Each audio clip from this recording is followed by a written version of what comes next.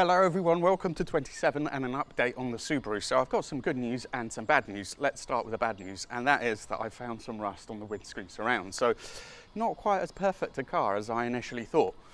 You twat, you'll think. It's completely your fault. You should have checked properly. And indeed, you're absolutely right. I should have.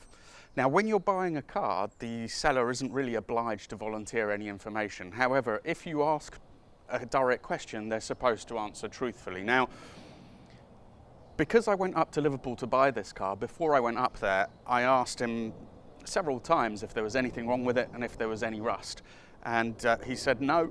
And the only thing he could come up with was that the steering wheel was a little bit worn. It's actually hardly worn at all. But in any case, that was the only negative that he volunteered.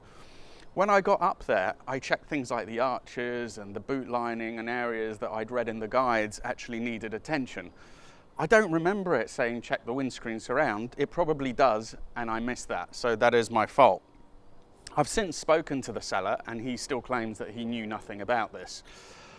I would be more inclined to believe him if it wasn't for the fact that he had the car for 6 months, that he's had several of these, that he seemed like a smart guy, and that the first time I washed it, I found that rust. I know he must have washed it several times. Certainly when I picked it up, it was pristine.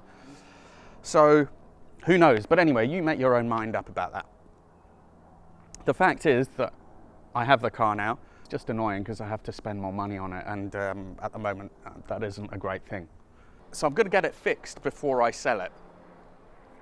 Let's move on to the good news. Good news is it is still a good car. I had it serviced as well and checked out by a specialist, and he confirmed that it is a nice, genuine, good car. It's largely original apart from that exhaust. And there's something about these that I really like, and I can't quite put my finger on it. It's just the way they drive. I don't know, it's a mixture of the ride, the sound of the engine. I know it all sounds stupid, but I just like them. I mean, they're cool, even just sort of pootling around.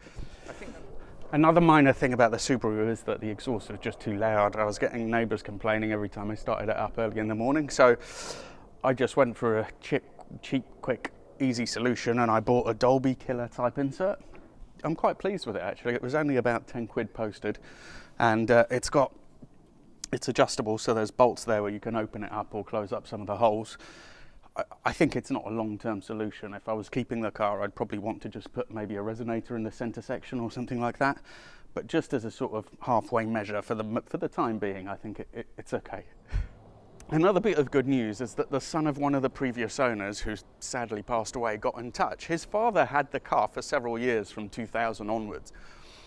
And he confirmed that, it was a car that they'd had for a long time, that had been pampered. He told me about the memories they had with it, what had been done. So that was really cool, and I've got a printout of that email. So it's always nice to have a bit of history, extra history with the car as well. And it's nice to sort of touch base with some of the old owners. Thank you very much for watching. Please subscribe if you haven't, and see you for the next one.